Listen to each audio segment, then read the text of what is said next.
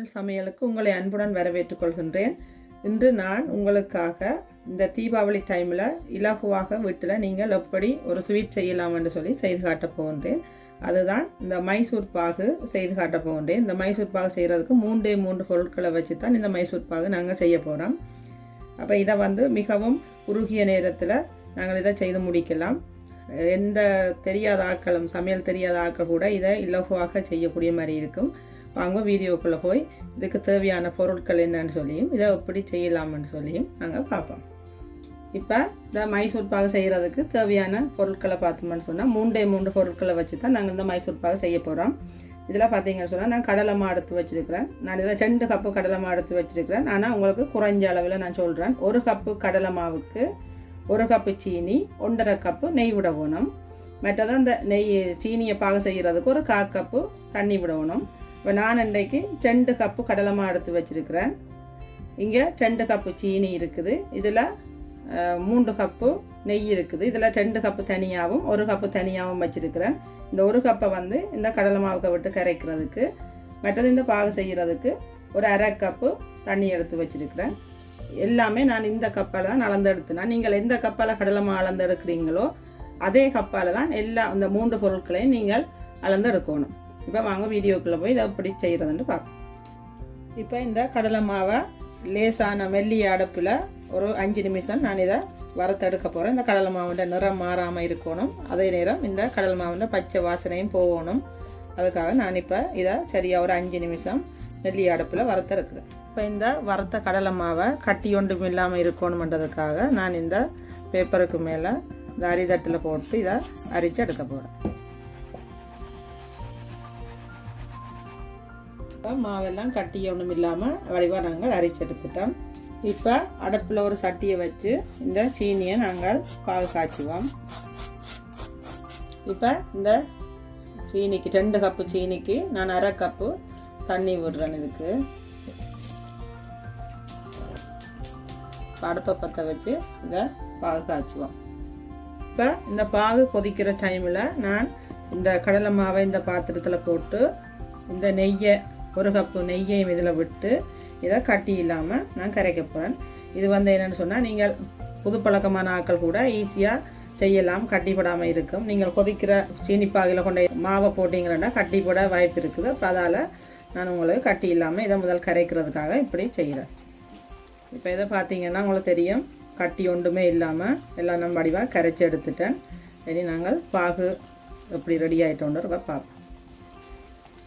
இப்போ பாகு ரெடியாகி கொண்டிருக்கிற இந்த டைமில் நான் இந்த நெய்யை லேசாக ஒருக்கா சூடாக்கி வச்சுருக்க போகிறேன். சூடாக இருக்க நாங்கள் பாகுக்க விட்டால் தான் இது நல்லா இருக்கும். அப்போ லேசாக ஒருக்கா நான் மற்ற அடுப்பில் வச்சு இதை சூடாக்குறேன்.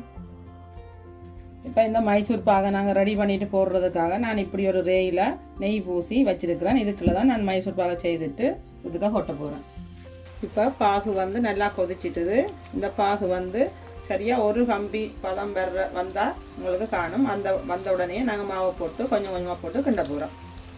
இப்போ இந்த பாகு பார்த்தீங்கன்னா சரியாக ஒரு கம்பி பதத்துக்கு வந்துட்டுது. இது இப்போ உங்களுக்கு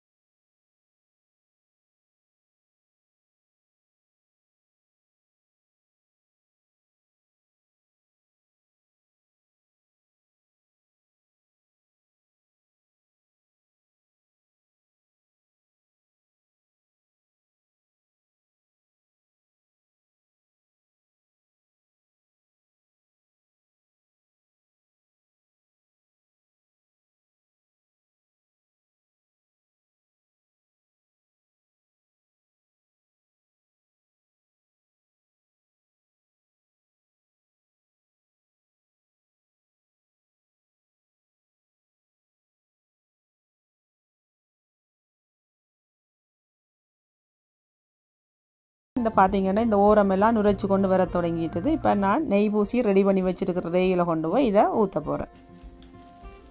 இப்போ மைசூர் பாகு ரெடி ஆகிட்டுது. நான் இப்போ ரெடி பண்ணி வச்சுக்கிற ரேயில் இதை ஊற்றுறேன்.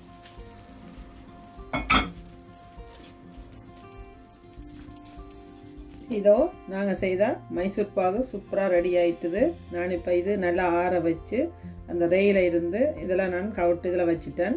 இந்த ஓரங்களையும் நான் வெட்டிட்டேன். இந்த ஓரங்கள் வந்து அதில் கொஞ்சம் வளைவான ஓரம், அப்போ அதால் நான் அதையும் வெட்டிட்டேன். இப்போ நான் இதை கட் பண்ணி எடுக்க போகிறேன்.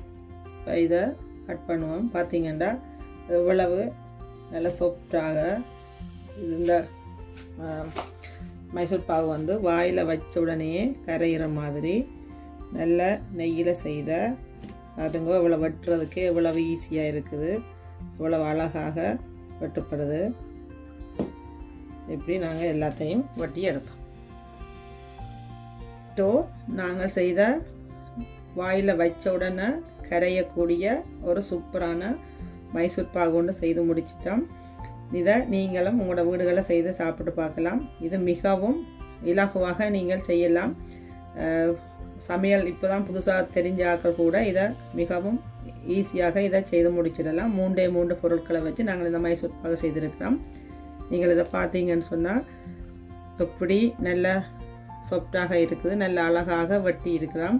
இதை நீங்கள் பிக்கிறன்னு சொன்னாலே இப்படி பஞ்சு போல் நல்ல வடிவாக பிஞ்சு வந்துடும். அவ்வளவு நல்ல சாஃப்டாக இது இருக்குது. என்னென்னு சொன்னால் நாங்கள் இதுக்கு நிறைய நெய் விட்டு செய்திருக்கிறோம். மைசூர் பாகுண்டாலே நிறைய நெய் வேணும். அப்போ இந்த மைசூர் பாகு வந்து நீங்கள் வாயில் வச்ச உடனே அப்படியே கரைஞ்சி போகிற மாதிரி இருக்கும். அவ்வளவு சாஃப்டான மைசூர் பாகு செய்திருக்கிறோம். இதை நீங்களும் இந்த தீபாவளி டைமில் உங்களோட வீடுகளில் செய்து சாப்பிட்டு பாருங்க. மறக்காமல் இதை எப்படி இருக்குன்னு சொல்லி கமெண்ட்ஸில் எழுதி போடுங்க. உங்களோட ஃப்ரெண்ட்ஸ் ஆக்களோட ஷேர் பண்ணுங்க. இதுவரை எனது வீடியோக்களை சப்ஸ்கிரைப் செய்யாதாக்கள் சப்ஸ்கிரைப் செய்து கொள்ளுங்க. மீண்டும் இன்னும் ஒரு புதிய சமையலுடன் உங்களை சந்திக்கும் வரை நான் உங்கள் ஜெனோவா. நன்றி.